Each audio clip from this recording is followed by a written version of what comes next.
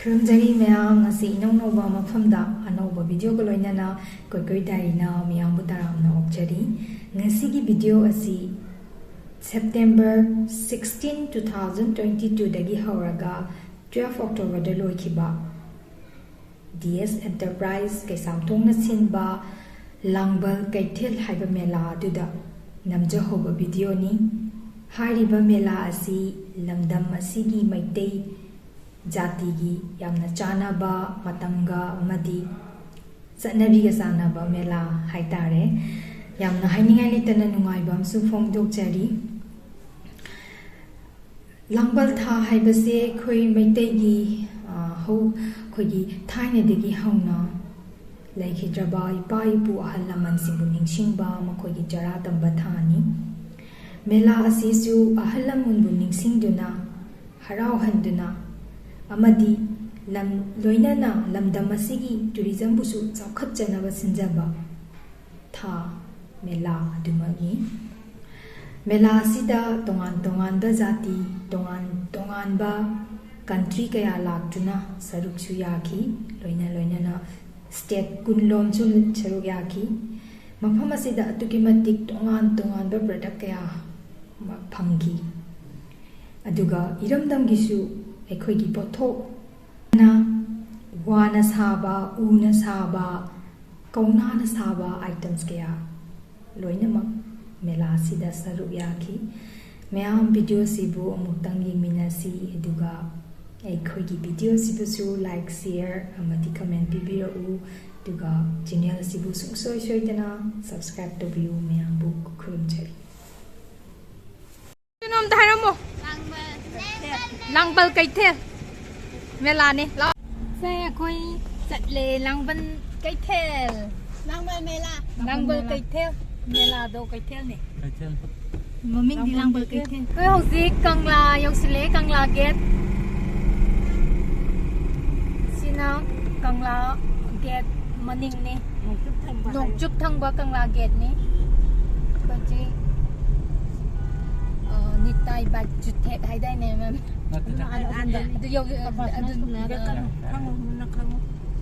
Nitai bag jutek yok selaka dawre ko nitai bag jutek lom dagi chatle aduga imphal ture lan doini konong manung dane ko na chatte som de leisina nopok thangba nopok thong kanglagi aduga ko jiglan de se sanjen thong bridge lale sanjen thong lale konong mamang yaudore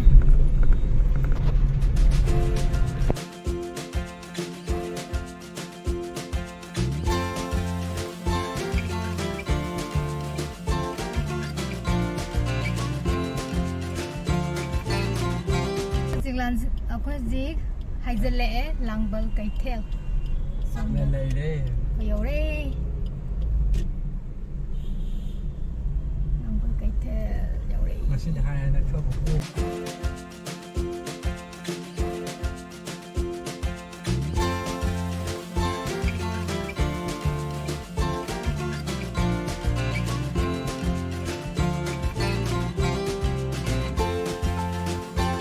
Langbal Keithel bu yengba lakpada hek changbadagi hauraga mafam asigi phajaba miyambu hena changninghanba decoration Miyangi thamoi bu samaliba mit pu penhaliba decoration asibu sembiriba yamna wabi khiba miyambu hainingai litana thagajai aduki matik phajakre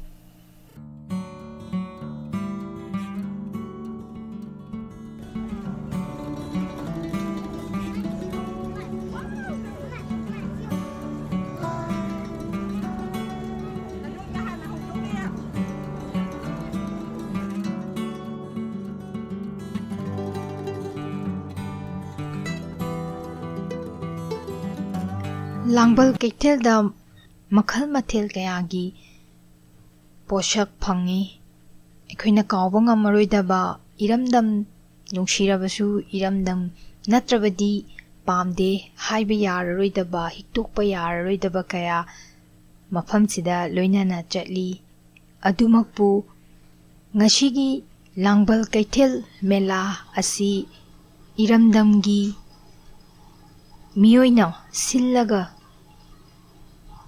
Semba मेला ओइबना अखोई मियोइबा इरमदंगी मीसिंगना पुकनिंगदा अयांगबा नुंगाइबा पोकचे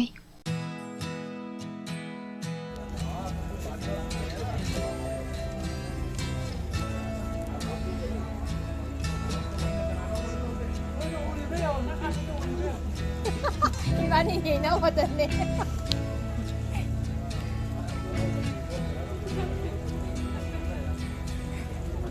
Yang fazay.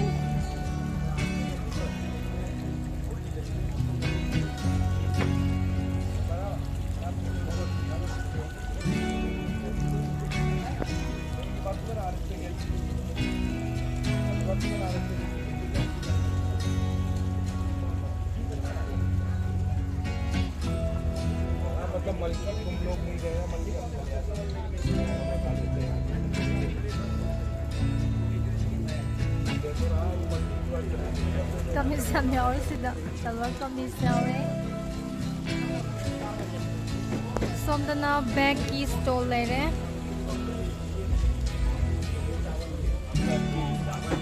Bed sit lere. Sino kayo na? Tetugi stall sila yung mayam tetu to wala pa yan le.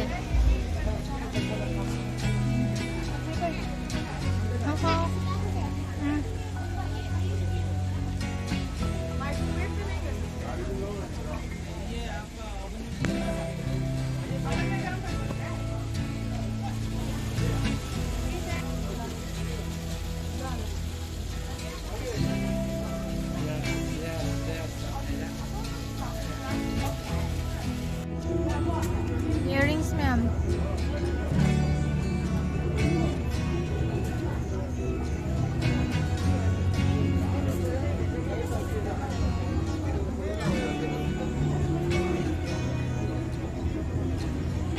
Sana pot maya. Nangangi sana pot.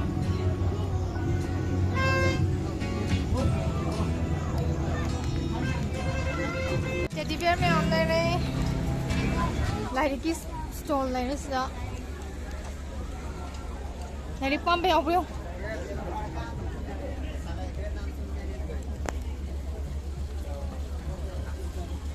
हाँ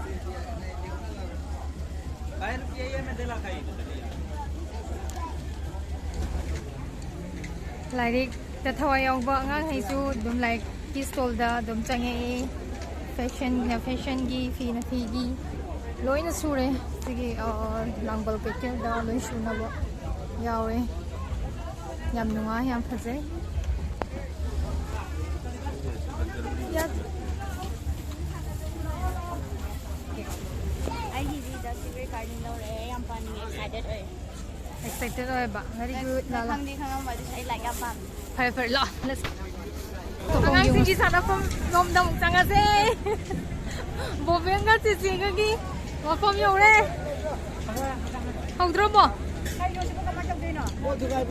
bol thu kai bia bol kai na bol na lang de ra tao ra sira hong dro mo glass ra chu han do ba bol kya bol hom ha tao đi nè tao hầu rồi sige tao 50 ya cái nào hắn hồng đi chỉ sang không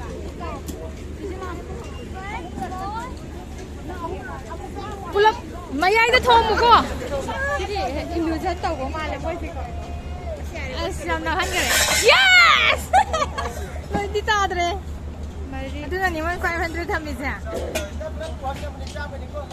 last bo oh anh đâu game ta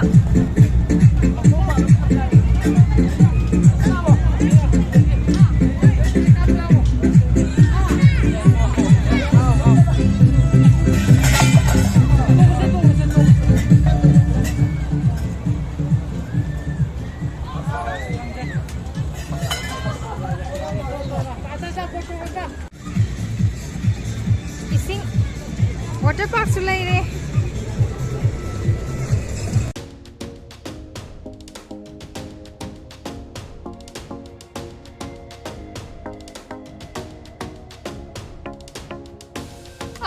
ꯂꯩꯔꯦꯁꯤꯗ ꯌꯥꯝ ꯅꯨꯡꯁꯤꯌꯦ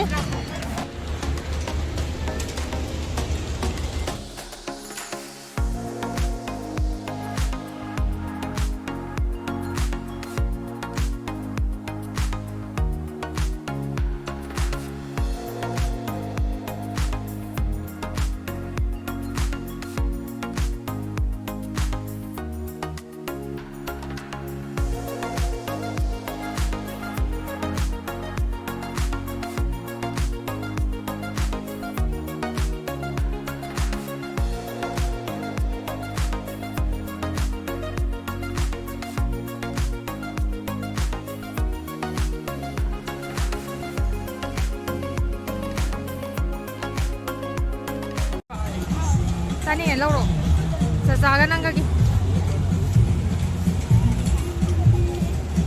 ice cream stall lấy, để cái popcorn gì ăn lấy.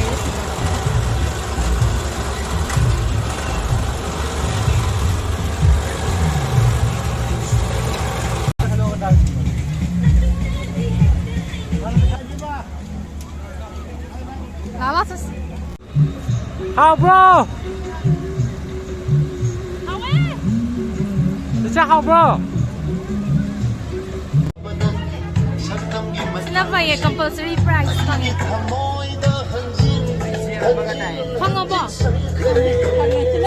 Sini compulsory ni siapa ya?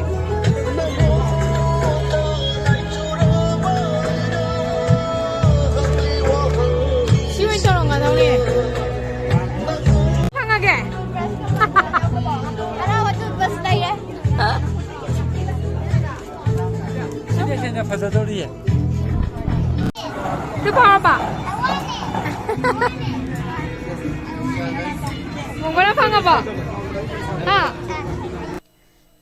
Lamdam asigi iyonggi fi ekhoigi nat ki oiba fijol kayabu mela asida puthokli malemda ekhoigi tonganba leiteng nat ki fijol asisu amani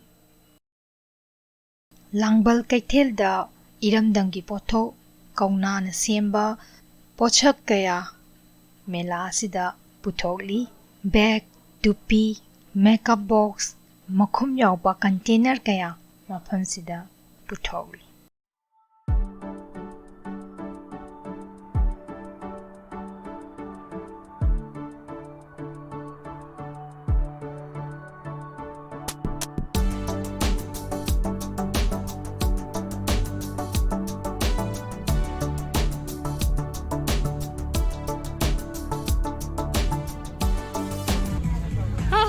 Cái nó vùng vào ba. Let's just mấy bên mà. Cái gì? Hậu sinh, ta đến đây kì. Ra tháo không bro? Hào vậy. Hào à? Chị đi para tháo đến này rồi nè. Mà chỉ cần đâm tay view cả. Coi đi para tao đấy. Đây là ngang kia nè. Lấy ra cái pura này. Xin là tập hôm nay am nè. Khuyên chào bấm gì đi sang nhau kìa. Hello chị, mày am, bye bye. Chị qua đâu? Bye bye em tự luôn. Bye. Xích xin lỗi cho